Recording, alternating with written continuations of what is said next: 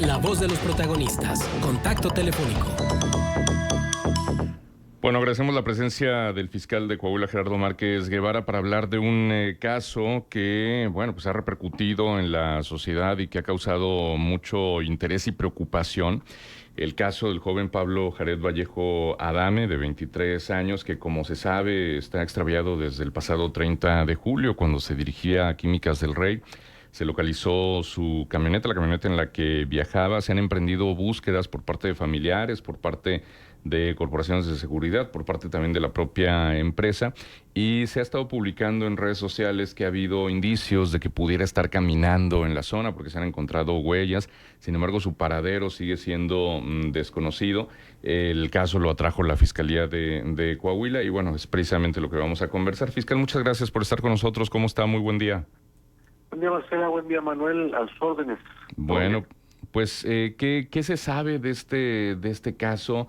Las búsquedas que se están organizando, ¿cómo van? ¿En qué medida interviene en ellas la propia autoridad? ¿Y qué se sabe del joven Pablo Jared, fiscal?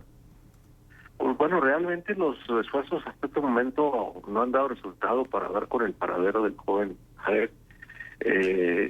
Después del conocimiento de esta no localización de Jared, se realizaron una serie de diligencias, las primeras diligencias en forma conjunta, tanto las autoridades de Durango como de Coahuila, en particular las fiscalías que tienen que ver con la búsqueda de desaparecidos, y una serie de diligencias importantes. El propio gobierno del estado de Durango realizó algunos sobrevuelos en avionetas y el estado de Coahuila en un helicóptero, con el propósito de dar con el paradero. Aquí la relevancia, finalmente creo que hay un dictamen del perito químico de Coahuila que determina que se incendió la camioneta por alguna fricción entre el caucho de una llanta con las rocas del lugar, que de acuerdo con los indicios alcanzó a recuperar algunos objetos y los sacó de la camioneta, algunos objetos ahí muy particulares, y seguramente emprendió la caminata hacia un lugar que pudiera acercarlo a las poblaciones. El día de ayer finalmente se ha instalado un puesto ahí de un campamento para dirigir y organizar las operaciones de búsqueda. Se tienen muchísimos datos de prueba. Sin embargo, no se puede dar con la localización de este joven. El problema es que el lugar es un lugar totalmente inhóspito, no hay señales en muchas áreas del lugar para la localización telefónica, no hay agua, es una zona muy desértica. Nosotros estuvimos supervisando simplemente la seguridad del fin de semana por el lugar, y realmente es muy, muy, muy inhóspito el lugar. Uh-huh. En este momento se encuentra la Comisión Estatal de Búsqueda, el Centro Regional de Identificación Humana, la Fiscalía General del Estado, la Policía de Investigación Criminal, desaparecidos, absolutamente todos en el lugar. Desde el día de ayer instalado el campamento ahí para el despliegue de las fuerzas de la búsqueda. Se ha buscado en el entorno con búsquedas pedestres hasta 5, 6, 7 kilómetros alrededor. Se están agotando los tramos para no dejar ninguna sola área para la búsqueda. Uh-huh. Ahora, la camioneta, ¿dónde se localizó? Por ahí se habla del ejido El Porvenir, pero ¿es ahí donde se localizó? Sí, es un ejido que es de Sierra Mojada, del municipio de Sierra Mojada, okay. Coahuila, y simplemente nosotros acá por el lado de Coahuila, para ir a Sierra Mojada tenemos que cruzar el San Pedro, cruzar prácticamente todo el municipio de Ocampo, y son tramos inhóspitos hasta de 4 o 5 horas. Entonces, la camioneta partió eventualmente de Tlahualilo a Químicas del Rey, y no llegó, sino se quedó en la parte de Sierra Mojada, cerca del ejido del Porvenir, y de algunos otros que están periféricos, pero es en territorio de Sierra Mojada. Ujú. Ahora, ¿hay algún otro poblado por allí cercano al cual el joven pudo haber llegado? Porque sí, efectivamente, todo lo que se señala es que pueda estar caminando por esta zona inhóspita de difícil acceso, con poca sombra, además con estas temperaturas extremas y con Y hierbajos, con víbora de cascabel, porque es la temporada, ¿eh? sí, y con fauna que pudiera ser peligrosa. ¿Pero hay algún poblado cerca, algún ejido fiscal de la zona? No, lo que pasa es que los ejidos están muy lejos, o sea, para Mm, llegar de un ejido a otro fácilmente se toman 2 o 3 horas, hasta conduciendo. Ahí la conducción no pasa de 45 kilómetros por hora, entonces es muy complicado llegar a algún lugar. Caminando son horas y horas y sin agua es muy complicado. ujú, Ahora, nosotros esperamos encontrarlo, digo, en algún poblado, pero que bueno, que el poblado, que la población puede darnos alguna referencia. Yo creo que ya deberíamos tener algún conocimiento. Es ujú. muy complicado, no hay agua, no hay absolutamente nada, pero tenemos la esperanza de encontrarlo en alguna casa, ¿cómo le diré? Alguna casa de algún campesino que por ahí pueda estar, pues no sé, en la candelilla, en el tipo de lo que se maneja en esa área. Ujú. Ahora, las autoridades del lado de Durango también están emprendiendo búsqueda allí. Totalmente, totalmente, estamos de la mano. Le comentaba que precisamente los sobrevuelos que se han practicado hasta en número de 10, tanto por la parte de Durango con una avioneta y Coahuila con un helicóptero, pero además también vuelo de drones, pero también pedestre. Creo que estamos trabajando con un gran esfuerzo para tratar de localizarlo. Ujú. Fiscal, me preocupa, primero lo saludo, perdón, muy buenos Buenos días. días. Bueno, Me preocupa que la familia, o por lo menos gente allegada a la familia, viene publicando que necesitan recursos para continuar con la búsqueda. La instancia gubernamental, ¿hasta cuándo puede continuar con la búsqueda en una situación como esta? Y si la familia ha tenido que utilizar sus propios recursos para esta búsqueda. Bueno, las búsquedas no se detienen hasta que se hace la localización, incluso aunque disminuyen con el tiempo las actividades, porque se van agotando las áreas de investigación, las áreas de búsqueda, pero no se abandonan en ningún momento, continúan. Y si hay recursos, pues por suficientes para la atención de este tema. Y la muestra es, como le comento, que tenemos ahí la instalación de los campamentos, la búsqueda con drones, con aparatos especializados para la búsqueda, incluso con binomios caninos. Absolutamente todo el esfuerzo se está realizando. En efecto, la familia puede también hacer uso de sus recursos propios, porque bueno, hacen sus traslados en sus vehículos, forman parte pues de las brigadas también de búsqueda.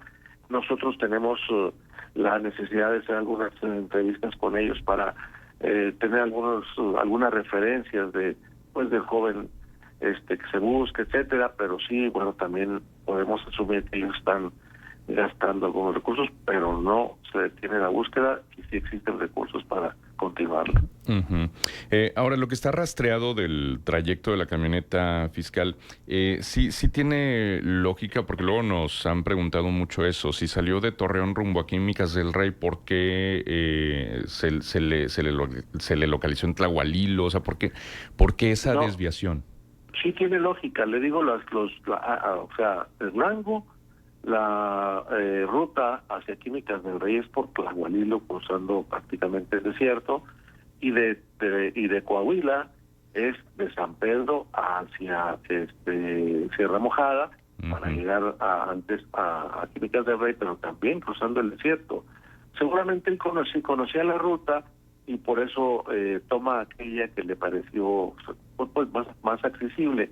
Nosotros tenemos registrado prácticamente en la salida de su domicilio de la colonia La Perla, que cruza por Mieleras, por la confluencia de Mieleras, que toma luego el periférico Raúl López Sánchez, Luego, incluso tenemos algunas tomas fotográficas donde él va conduciendo el vehículo solo.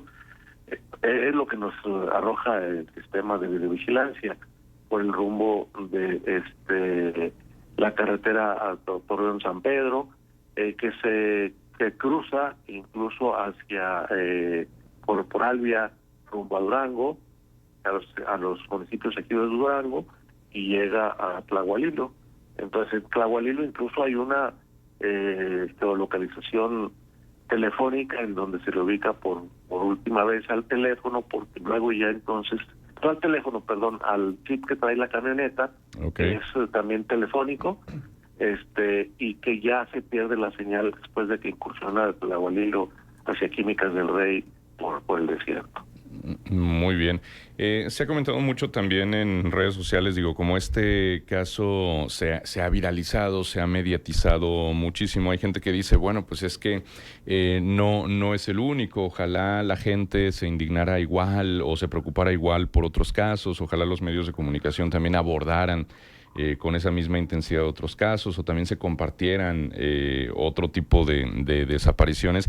En ese sentido, ayer se estuvo compartiendo el caso de la joven Stephanie Jocelyn, de 17 años, que desapareció el 24 de julio en San Pedro de las Colonias, en Coahuila, y que también se le está buscando. En ese sentido, fiscal, ¿cuántas personas ahora mismo están con ficha de búsqueda por parte de la Fiscalía? No, bueno, realmente en todos los casos se asume la búsqueda o el trabajo de búsqueda por parte de las autoridades en forma intensa, sobre todo las primeras horas, los primeros momentos, que son los que pueden revelar más datos de prueba para su localización, absolutamente en todos los casos. En algunos empieza a bajar la intensidad porque se van agotando las áreas de búsqueda, las zonas de búsqueda. En algunos otros casos presentan mucha claridad en los datos de prueba, como por ejemplo aquí, bueno, realmente se tiene prácticamente noticia desde que sale de su casa prácticamente, pero bueno, hasta donde se pierde, y razón expresa por los peritos, por la quema o el incendio del vehículo. Pero en todos los casos, en la persona de San Pedro seguimos en la búsqueda. Seguramente tenemos 6, 7 casos recientes de búsqueda. Recientes me refiero en el último año, por ejemplo. Sí. Y bueno, también entendemos a las personas que hacen esta alusión porque ellos también tienen un familiar desaparecido, pero que es de mayor tiempo, y en su momento se les agotaron una serie de trabajos de búsqueda porque ya se complica más encontrar otros datos que puedan servir para la localización. Fiscal, de ninguna manera podría decirlo así, ¿esto está vinculado con situaciones de inseguridad? Pues realmente no encontramos ningún dato de prueba que nos permita inferir que se trata de un asunto en el que por inseguridad haya desaparecido, no localizado.